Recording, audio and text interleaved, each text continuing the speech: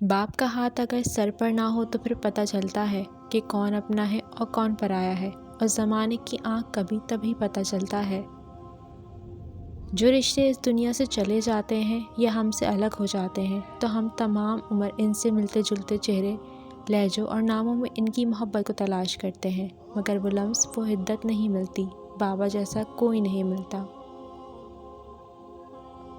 عزیز تر وہ مجھے رکھتا تھا رگ جاں سے، یہ سچ ہے میرا باپ کم نہ تھا میری ماں سے۔ 1000 محبتیں ملا کر ایک باپ کے قدموں کی دھول پہ قربان کر دی جائیں تو بھی اس دھول کی قیمت ادا نہیں ہو پاتی۔ خدا کے بعد یہ سہولت صرف باپ دیتا ہے کہ خطائیں دیکھ کر بھی نہ رزق روکتا ہے نہ محبت چھوڑتا ہے۔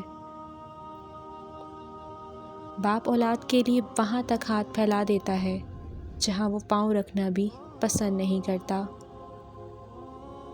سورج اور والد کی گرمی برداشت کرنا سیکھو، جب یہ ڈوب جاتے ہیں ہر طرف اندھیرا ہو جاتا ہے۔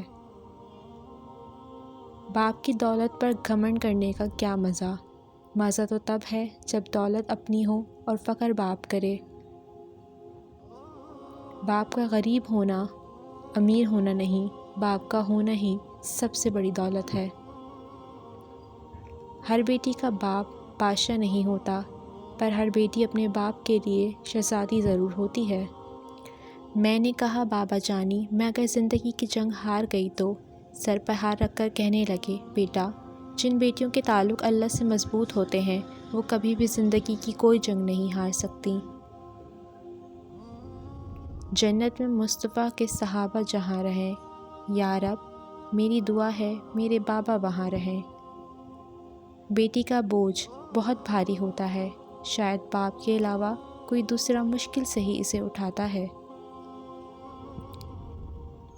والد کا سایہ سر پر نہ ہو تب محسوس ہوتا ہے کہ زمانے کی دھوپ کی کتنی تپش ہے۔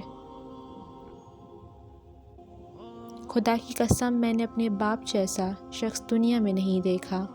جیب خالی ہے پھر بھی ان کے الفاظ کہ بیٹا کوئی چیز تو نہیں چاہیے۔ بیٹیوں کے بابا کو مرنا نہیں چاہیے، بنا بابا کے بیٹیاں جینا بھول جاتی ہیں۔ زندگی میں بادشاہی پیسوں سے نہیں بلکہ باپ کے سائے سے ملتی ہے۔ باپ وہ ہوتا ہے جو سب کے سامنے ذکر نہیں کرتا، اندر ہی اندر بہت فکر کرتا ہے۔